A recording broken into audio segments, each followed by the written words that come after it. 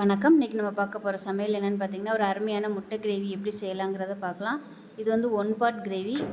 10 நிமிஷத்தில் முட்டையும் ரெடி பண்ணிடலாம், அதே சமயம் கிரேவியும் ரெடி பண்ணிடலாம். இட்லி, தோசை, சப்பாத்தி, சாதம் எல்லாத்துக்குமே தொட்டு சாப்பிட்றதுக்கு சூப்பராக இருக்கும்.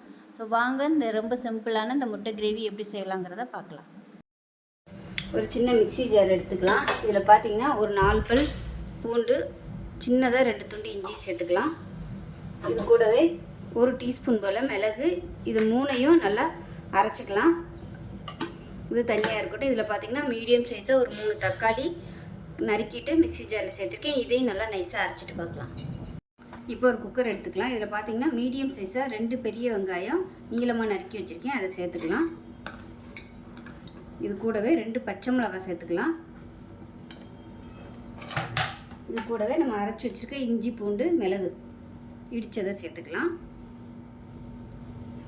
அடுத்ததாக மிக்சியில் அரைச்சி வச்சுருக்க தக்காளி பேஸ்ட்டை சேர்த்துக்கலாம். இப்போ இதில் 1 டேபிள் ஸ்பூன் தனியாத்தூள் சேர்த்துக்கலாம். அதே போல் 1 டேபிள் ஸ்பூன் மட்டன் மசாலா இல்லை சிக்கன் மசாலா சேர்த்துக்கோங்க. 1 டேபிள் ஸ்பூன் மிளகாத்தூள் சேர்த்துக்கலாம். இது கூடவே 1/4 டேபிள் ஸ்பூன் மஞ்சள்தூள் சேர்த்துக்கலாம்.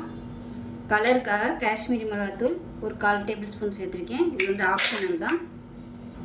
இது கூடவே மிக்ஸி அலசிட்டு கொஞ்சமாக தண்ணி சேர்த்துக்கலாம். இப்போ இதில் கொஞ்சமாக உப்பு சேர்த்துக்கலாம். இது எல்லாத்தையும் நல்லா கலந்து விட்டுடலாம். இப்போ இதில் நல்லா ஒரு 3 டீஸ்பூன் அளவுக்கு எண்ணெய் விட்டுக்கலாம். இப்போ பார்த்திங்கன்னா ஒரு கிண்ணத்தில் ஒரு 6 முட்டை எடுத்திருக்கேன். இதை அப்படியே அதில் வச்சிடலாம். வச்சுட்டு மூடி வச்சிடலாம். இந்த முட்டை வெடிக்காமல் இருக்கிறதுக்காக ஒரு சொட்டு எண்ணெய் விட்டுக்கலாம்.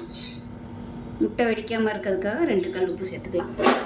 இது எல்லாத்தையும் மூடி வச்சுட்டு நல்லா ஒரு 3 விசில் விட்டுட்டு ஸ்டீம்லாம் போனதுக்கப்புறம் பார்க்கலாம். இப்போ எப்படி இருக்குன்னு பார்க்கலாம். இப்போ பாருங்கள், இந்த முட்டையை மட்டும் தனியாக வெளியே எடுத்துடலாம். இப்போ இந்த வெங்காயம் தக்காளி மசாலாவை நல்லா கரண்டியை வச்சு மசிச்சு விட்டுக்கலாம். மசிச்சு விட்டுட்டு கேஸ் ஆன் பண்ணிவிட்டு நல்லா கொஞ்சம் கொதிக்க விட்டுக்கலாம். சிம்மரில் விட்டுட்டிங்கன்னா நல்லா அப்படியே கொதிச்சுட்ருக்கோம். இப்போ பாருங்கள், கிரேவி நல்லா கொதிச்சுக்கிட்டு இருக்குது. நம்ம வேக வச்ச முட்டையை வந்து இதில் இந்த கிரேவியில் சேர்த்துடலாம். சேர்த்துட்டு நல்லா சிம்மில் விட்டுருங்க.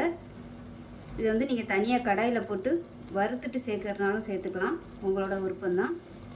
இல்லை முழுசாக சேர்க்குறதுனாலும் சேர்த்துக்கலாம், உங்களோட விருப்பம்தான்.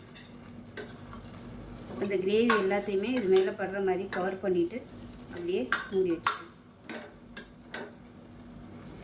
இப்போ கிரேவி கொதிச்சுட்ருக்கு. இதுக்கு மேலாப்பில் கஸ்தூரி மேத்தி சேர்த்துக்கலாம். சேர்த்துட்டு அப்படியே மூடி வச்சிடலாம். சிம்மர்லேயே கொஞ்சம் 1 நிமிஷம் கொதிக்கட்டும். இப்போ எப்படி இருக்குன்னு பார்க்கலாம். இப்போ பாருங்கள், நல்லா சூப்பராக ரெடி ஆயிடுச்சு. இப்போ எண்ணெயெல்லாம் மேலே மிதக்க ஆரம்பிச்சிருச்சு. இந்த ஸ்டேஜில் அமர்த்திடலாம். இது மேலாப்பில் கொத்தமல்லி இலை சேர்த்துக்கலாம். அருமையான ஒரு சிம்பிளான ரொம்ப ஈஸியான முட்டை கிரேவி ரெடி ஆயிடுச்சு. இட்லி, தோசை, சப்பாத்தி எல்லாத்துக்குமே சூப்பராக இருக்கும். இந்த வீடியோ பிடிச்சிச்சுன்னா லைக் பண்ணுங்கள், கமெண்ட் பண்ணுங்கள், சேனலை சப்ஸ்கிரைப் பண்ணுங்கள், பக்கத்தில் உள்ள பெல் பட்டனையும் ப்ரெஸ் பண்ணுங்கள். நன்றி.